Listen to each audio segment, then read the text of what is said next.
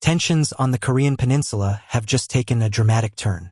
For the first time in history, the United States has approved South Korea to build nuclear-powered attack submarines, a capability only a handful of nations possess.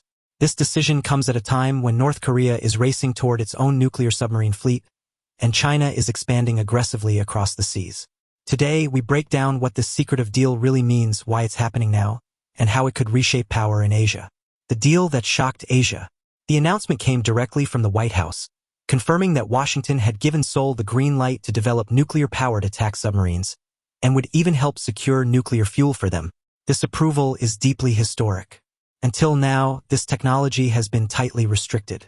Only 6 nations currently have nuclear-powered submarines: the US, UK, France, Russia, China, and India. Now, South Korea becomes the 7th. The timing of the deal is interesting. Just weeks earlier, both countries struck a major trade agreement, dropping tariffs from 25% down to 15%.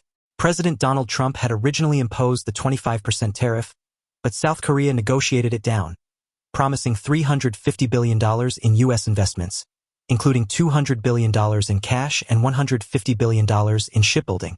Soon after, Trump announced that the submarines would be built at a shipyard in Philadelphia, owned by South Korea's Hanwha Group.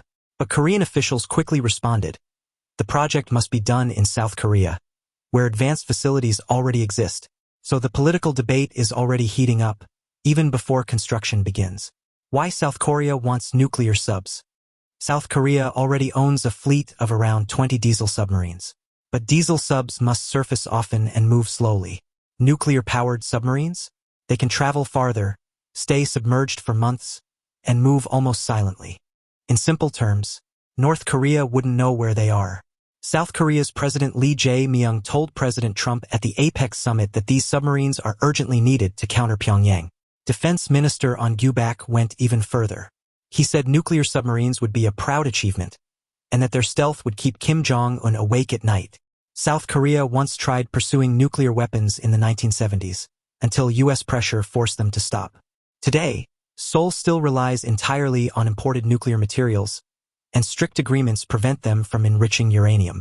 This new submarine pact will require both governments to amend their nuclear cooperation agreements, a major step forward. Does North Korea have nuclear submarines? North Korea is not watching quietly. In early 2025, Pyongyang revealed images of its own nuclear-powered submarine under construction. Kim Jong-un personally inspected the shipyard, sending a clear message. North Korea wants nuclear submarines too, and soon. South Korean analysts believe Russia may be helping North Korea with technology. North Korea already has around 50 nuclear weapons. Adding submarines to that capability would dramatically increase its ability to strike without warning.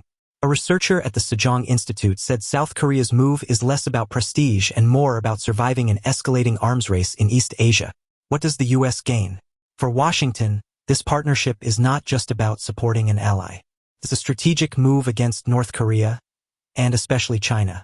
China has been increasing naval activity near South Korean waters, copying tactics used in the South China Sea, creeping closer, testing boundaries, and signaling dominance.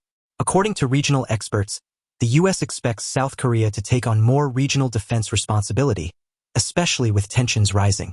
By helping Seoul build nuclear submarines, the U.S. strengthens a frontline ally and places additional pressure on Beijing. Unsurprisingly, China is not happy. Right after the announcement, Chinese Ambassador Dai Bing urged South Korea to handle the issue prudently, warning that the Korean Peninsula is already in a complex and sensitive situation. Behind closed doors, Beijing is furious, and that speaks volumes. What happens next? Now that the U.S. has approved the plan, both countries must modify their nuclear cooperation agreement, especially on supplying and managing nuclear fuel.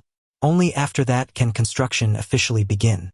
If everything moves smoothly, South Korea could join the elite club of nuclear submarine nations within the next decade. And when that happens, Asia's security balance will shift dramatically, forever. If you found this breakdown helpful and want more deep dives into world affairs, make sure to like, subscribe, and comment your views.